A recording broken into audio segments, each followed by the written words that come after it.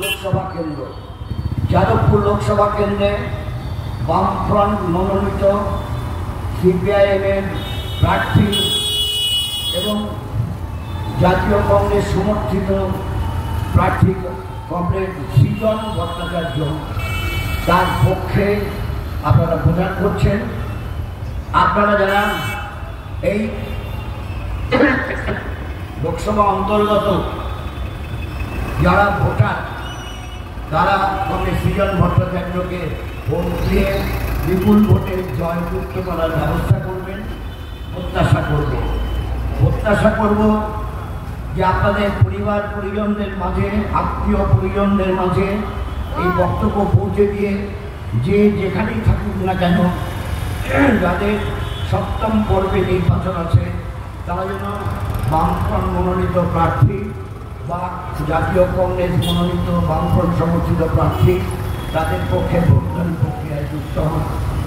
আর একটি কথা বলে আমার বক্তব্য শেষ করব, তা হচ্ছে এই যে আমরা একটা বিষয় লক্ষ্য করে দেখেছিলাম 2016-তে ঠিক ওরকম হয়নি, বাইনারি, অর্থাৎ দুই পক্ষ নির্বাচনে লড়াই করছে, তখন 3 পক্ষ ছিল।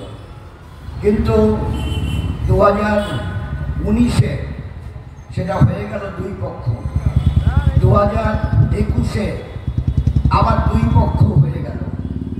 তাই 21 সালের পর থেকে স্থানীয় ভিত্তিতে আলাপ আলোচনা করে, স্থানীয় ইস্যুতে লড়াই সংগ্রাম করে, তারপর সরকারটা যেভাবে চোরটা বদমাস বাটপাড়ে ভরে গেছে, তাই চোর ধরো জেল ভরো আন্দোলনের মধ্য দিয়ে মানুষের কাছে খানিকটা সংঘবদ্ধ করার কাজ বা যারা একটু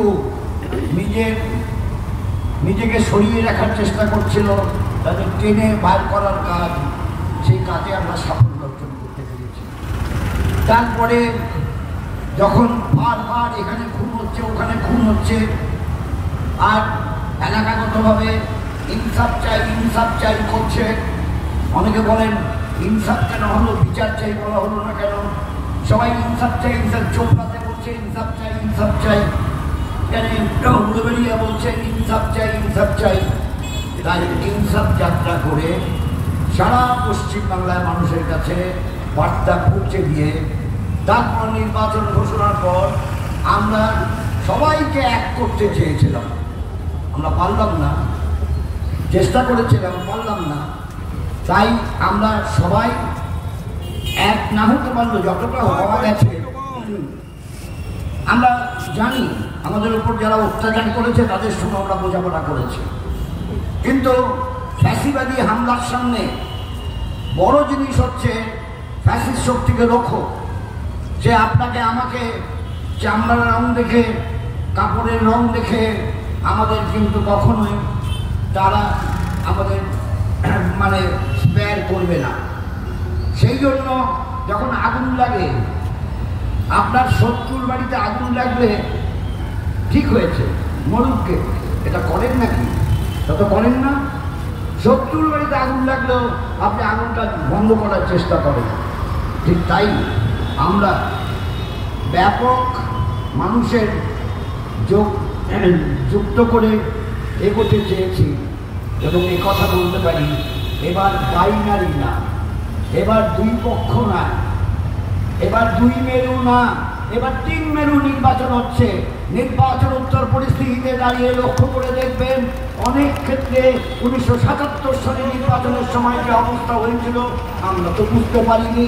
এমন অনেকে বলবেন আমরা তো বুঝতে পারিনি, কিন্তু যে কটা দিন আছে এখন আবার সাইক্লোন, টর্নেডো দুটোরই আক্রমণ আসছে, একটু সতর্ক থাকতে হবে, সচেতন থাকতে হবে।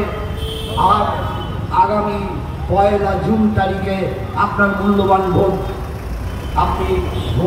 ভোট দিতে যে বোতাম টিপে যাতে ঝামেলাবাজদের হাত থেকে ভোট রুখতে পারেন তার জন্য বিধি ব্যবস্থা গ্রহণ করে এগিয়ে যাবেন প্রত্যাশায় আপনাদের আরেকবার সংগ্রামী অভিনন্দন জানিয়ে ধন্যবাদ জানিয়ে, নমস্কার জানিয়ে আমার কথা আমি শেষ করছি। ইনকলাব জিন্দাবাদ।